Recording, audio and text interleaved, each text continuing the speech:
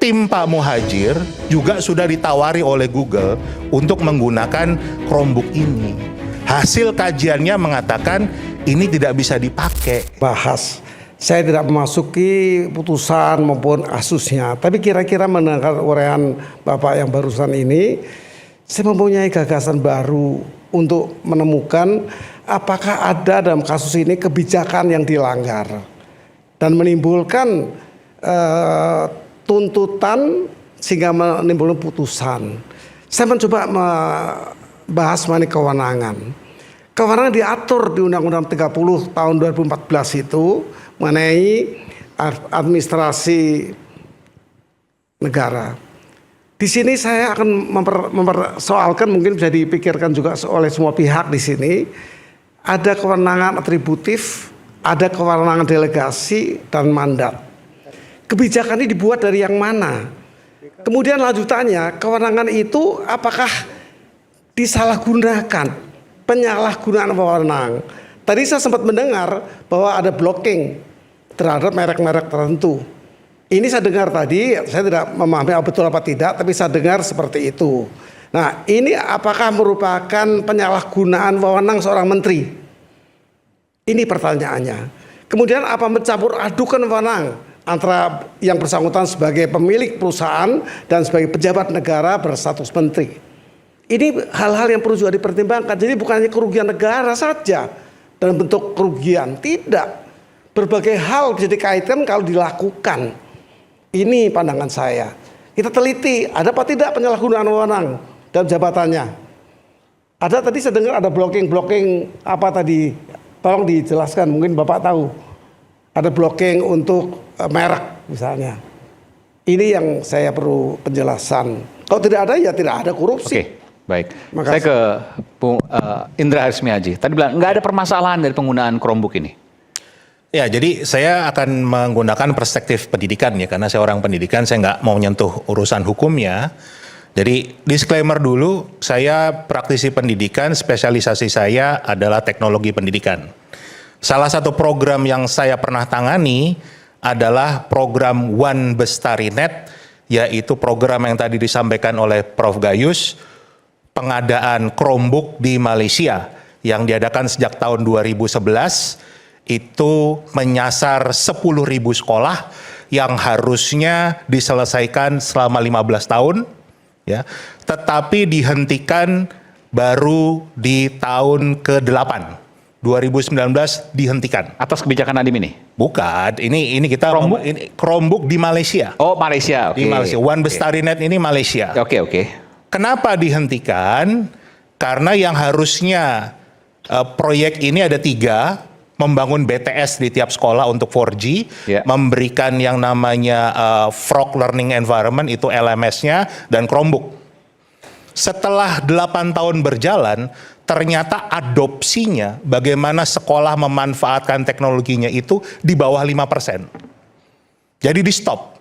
Karena kalau diteruskan, yang rugi adalah rakyat Malaysia kan. APBN mereka terbuang sia-sia, uangnya begitu banyak, ya kan.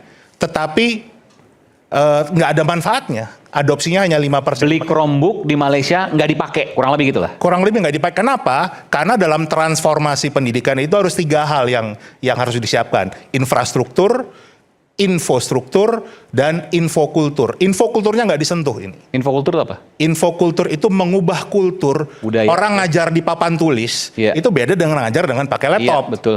Ya kan? Itu kulturnya yang tidak disiapkan, makanya dihentikan di sana karena adopsinya kurang dari 5%. Ya. Nah, ini kan pertanyaan adalah negara mana yang begitu bodohnya mau mengulangi kesalahan yang sama tanpa membuat kajian dulu dengan baik, kan itu. Itu pengalaman saya. Di Indonesia sendiri saya sangat pengalaman dengan Google karena saya orang pertama yang ditunjuk Google untuk melaksanakan yang namanya Google for Education untuk 1 kabupaten. Itu di Sidoarjo. Jadi pengalaman sekali, dan bahkan di eranya Pak Nadiem, saya juga termasuk orang yang mempromosikan Chromebook ini ke sekolah-sekolah swasta. Saya diundang untuk ada beberapa tour lah, beberapa kota. Jadi paham betul. Jadi kalau tadi dikatakan Chromebook itu bisa digunakan tanpa internet, betul. Tapi analoginya kayak kita punya motor, terus ditaruhnya di panggung ini nih, muter-muter aja di sini nih, nggak kemana-mana. Itu kurang lebih kalau Chromebook tanpa internet. Oke. Jadi manfaatnya akan kecil sekali. Jadi di sini saya nggak orang mengatakan saya mewakili merek tertentu lah, enggak sama sekali. Dan saya tidak pernah punya proyek dari pemerintah ya, dari Kemendikbud sama sekali tidak. Jadi ini betul-betul. Jadi Anda menilai bahwa apa yang disampaikan oleh Bung Ari Yusuf Amir bahwa Chromebook itu digunakan secara luas dan 90% puas, Anda tidak meyakini itu? Saya sangat yakin itu karena saya Anda juga meragukan itu? Saya melakukan survei sendiri juga. Anda meragukan data itu? Iya, gitu. Karena seharusnya pasti tidak akan bisa efektif. Pasti tidak akan efektif karena di Malaysia saja yang tadi dibangun BTS itu aja nggak berjalan. Tadi Pak Alexander Pramod mengatakan gagal di 3T, pembangunan BTS-nya gagal. Ya udah pasti Chromebook-nya juga nggak jalan dong. Karena kalaupun jalan ya cuman bisa yang betul-betul sangat limited sekali. Nah ini kalau kita lihat background-nya ya, kita lihat background-nya. Kemudian kalau kita bicara masalah tadi Mas Agus menyebutkan tentang konflik kepentingan. Konflik kepentingan itu bisa kita hindari sebetulnya. Kalau sejarah Indonesia, kita kan selalu bicara tokoh anti korupsi itu Jenderal Hugeng. Ya kan? Jenderal Hugeng sebelum jadi Kapolri, dia kan polisi biasa. Untuk menambah income keluarganya, dia harus meminta istrinya jualan bunga, toko bunga. Tapi begitu beliau diangkat, waktu itu belum jadi Kapolri, diangkat menjadi kepala imigrasi. Apa yang dia lakukan? Stop toko bunganya. Istrinya disuruh tutup toko bunganya karena dia takut nanti ada orang yang memanfaatkan beli bunga, borong bunga untuk kepentingan urusan imigrasi. Jadi inilah yang kita butuhkan dari seorang pemimpin, apalagi yang filosofinya adalah Ingarso Sungtulodo, menjadi contoh, ya kan? Nah, sedangkan kita lihat tadi sudah kita bahas semua, banyak konflik kepentingan dari Pak Nadiem. Sudah dikatakan ada investasi dari Google ke perusahaannya Pak Nadiem. Itu kan sudah ada hubungan. Otomatis pasti ada atau tidak ada saling menguntungkan, tapi sudah ada hubungan nih. Orang sudah pasti berpikir, loh ada konflik kepentingannya, ya kan? Belum lagi kita bicara lagi terdakwa yang DPO. Itu suaminya adalah petinggi dari perusahaan yang punya lisensi Chromebook ini. Oke, suami juristan. Iya. Penjelasan lagi ya, tadi juga agak keliru mengatakan masalah Google nggak dapat apa-apa kan gitu.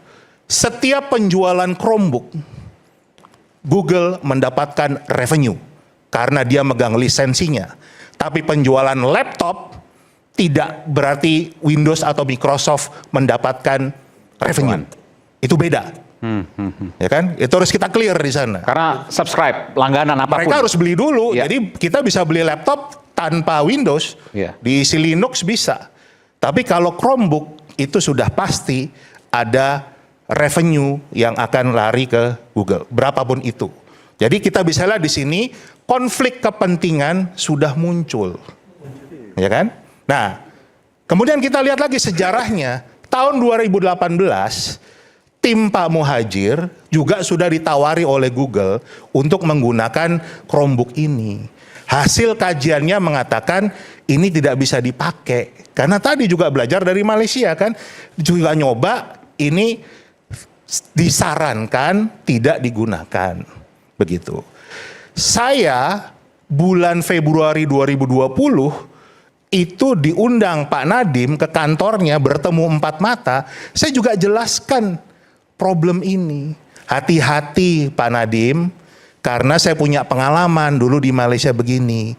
Jangan Anda memaksakan kalau Chromebook itu akan dijalankan. Ini tahun 2020 awal loh. Saya sudah mengingatkan seperti itu. Ya kan? Kemudian tahun 2020 bulan Oktober, DPR mengingat, karena sudah belanja tuh, sudah mulai belanja Chromebook. Ada itu beritanya. DPR mengingatkan ini nyebar laptop tapi nggak bisa dipakai karena jaringannya nggak ada. Itu DPR yang menyebutkan itu, ada beritanya. Bulan Juli 2021 di channelnya Gadgetin itu sudah dibahas tentang Chromebook ini, laptop spek 4 juta, harga 10 juta. Itu kan bagian dari mengingatkan kan gitu loh. Ini bahaya nih, ada kemungkinan-kemungkinan yang tadi penyelewengan dan lain sebagainya. Saya nggak mengatakan orangnya siapa, tapi kan ini sudah bentuk dari concern kita bersama. Agustus 2021, saya mengundang pakar dari Malaysia untuk kita diskusikan bagaimana sebetulnya problem Chromebook ini di Malaysia. Saya kirimkan diskusinya ke Pak Nadiem sendiri, ke tim eselon satunya, semua nggak digubris juga. September 2021 dari LBH, dari P2G, jadi organisasi guru juga mengingatkan hal yang sama. Oktober 2021 ICW memberikan juga warning yang sama tentang pengadaan ini harus berhati-hati. Ya kan? Jadi pertanyaan kita adalah sudah begitu banyak pihak yang mengingatkan, kenapa memaksakan juga? Kenapa harus juga pakai yang itu dengan angka yang begitu banyak?